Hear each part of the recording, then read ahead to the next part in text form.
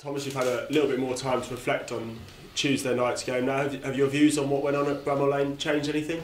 Yeah, I think you always are a little bit more cool-headed when you look the game back the day after. I think when I look the game back, especially first half, I think we played a good away first half against the best team, the team with the best home form in the division.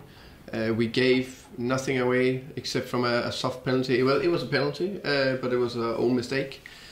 And created a massive chance for Neil, creating other opportunities. And the last 10 minutes before the half time, we dominated and created opportunities and chances. Started second half well, the first 10 minutes, but after that we lost the offensive structure. We lost our positions. Decision making were poor on the last third. We went too individualistic instead of collective. We didn't play the chances big enough. We did the switch combination on the side and put the low crosses in. And then we forgot to defend well enough on one corner. There one chance in the second half. They had another one, but so instead of defend first and then create it, because just at that point when I looked the game back again this morning, you could just see that okay, they're starting to get more and more tired. So it's disappointing, but I think when you play 11 against 10, it's not as easy as you think, especially not against a very good defensive side. But your expectation just rise when you have a top opportunity to beat them 11 against 10 for 60 minutes. That's why I was emotionally very disappointed. But we need to learn from it, and we evaluated today and reflected, and now we need to look forward for Saturday. Look forward to Saturday. Beat West Bromwich Albion. Everyone knows the style of football they play, and everyone knows the style of football that Brentford play. We don't know exact what to expect a little bit from West Brom, because unfortunately the sacking of Darren Moore, which I would say was very surprisingly for me. I think Darren did a good job at West Bromwich. Everybody knows it's unbelievable difficult to get relegated from Premier League and go straight up. We just talked about, I think, the last 3 years, maybe even more. It's only Newcastle who went down and straight up. All the other clubs struggling because it's a new division, another type of football. The level of the teams are very, very even, and the mentality of the players going down for fighting for relegation, need to dominate games, and it's extremely difficult. I don't know if the fans, owners, or whatever don't know how difficult it is. And I don't understand the timing of it either. But that will be up to there. So best of luck to Darren Moore, and of course we welcome James Sean and West Brom to us Saturday. You say you don't know exactly what West Brom will do, but presumably you're still working towards them looking to play the style of football they've become accustomed to. Yeah, definitely. And we watched the game back.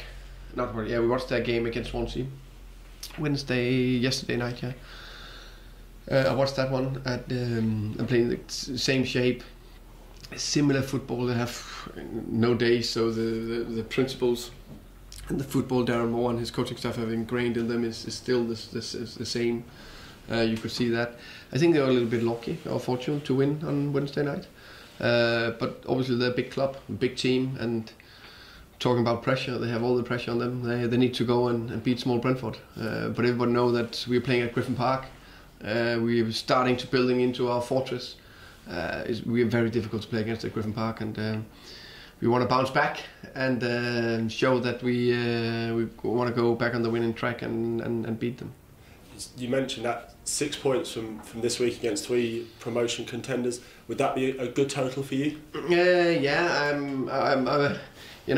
We always focus on the next game, but of course we need to plan a little bit ahead and look at the 3 games week, planning and how can you say, starting 11 and how to use the squad the best way as a subs and so on. But when we're going to a week like that, you always say, how much can we get? I believe that we could beat all 3 of them, but we need to accept if we get 6 points, it'll be a good total amount of points for 3 very difficult games. You've touched on the squad there. What is the latest on the squad? Latest on the squad is that everybody should be fine. Lewis McLeod is getting closer and closer. it's only Rico Henry and Dan Bentley that'll be out for Saturday. And after the West Brom game, you got a couple of weeks. You mentioned Lewis, Rico, Dan. You hoping to just give the boys, including those, a bit of time off to recover over that stage? Yeah. I hope it's. I hope that then we can really regroup. And for some players, they need to train a lot. I think for Rico, Lewis need to train very hard to get back into it. But they're getting closer and closer.